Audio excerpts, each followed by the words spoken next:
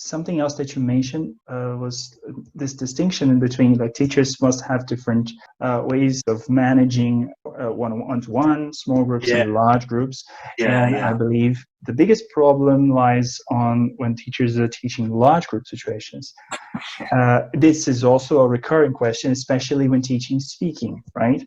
What are your 2 cents on, like, how should teachers manage such large groups, encouraging speaking, getting feedback, effective feedback? Accept the limitations of the reality that you're in. I had this experience very, very strongly because I did a CELTA in 93.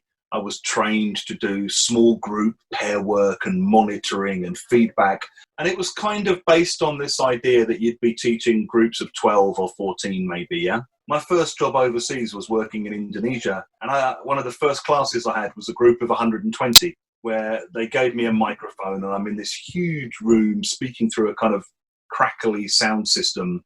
And the way I'd been equipped to do things was, right, can I put you two together, and you two, and you two, and you two, and you two, and you two, and it's like, sorry, that's the end of the lesson. It's 15 minutes of a 45-minute lesson, so. Yeah, and so all you can do in those situations is kind of what you'd do in a normal situation, which is you do the same material that you'd do. You say, okay, right, we're going to do a quick practice, okay? Just so, together, in pairs, 2, 2, 2, okay, off you go. I'll come round and listen to some of you. You go round and listen to some of them. You move around the room. You listen to number 82 and 83, and you listen to number 12 and 13, and then you listen to 53 and 54 or whatever. Mm-hmm. In terms of the feedback, you cannot just do it based on what you've heard, because you don't have time or mental focus to be able to do that. You can't listen to every pair, not even close. Even in a group of 18, you can't listen to every pair. You pick up little bits from each group. So I think what you then do is you cheat. So with the feedback, maybe you hear 1 or 2 things that you might want to pick up on.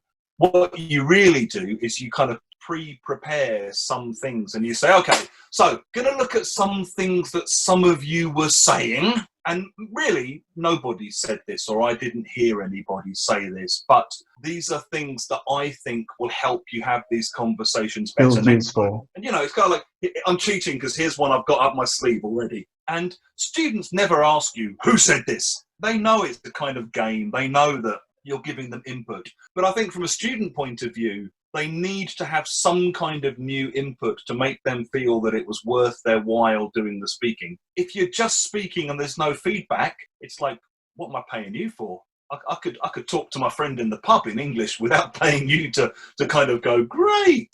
Mm-hmm. So I want some feedback, and I want some sense of how to do what I maybe was trying to do better. I want some new language. I want to see some examples of how to say the kinds of things that maybe we might have been talking about better. And as a teacher, cheat and prepare some of those things in advance. So, if I know that we're going to be talking about music, and I know that I've got a group of 70 students, I'm already thinking about things like, it's one of my favourite tracks. When did it come out? Oh, I can't stand him. I love it, even though I don't understand the lyrics. I'm already thinking about things that students might say.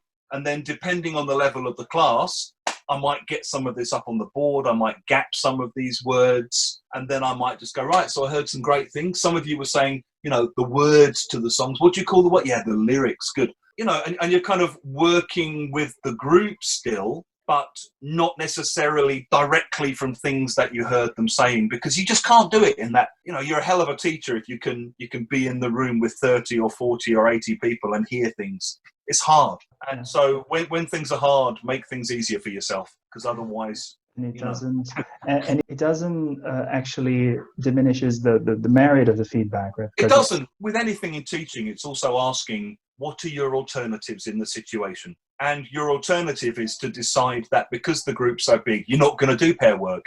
Well, okay, what's the advantage of that? Yeah. How does that benefit the student's linguistic development?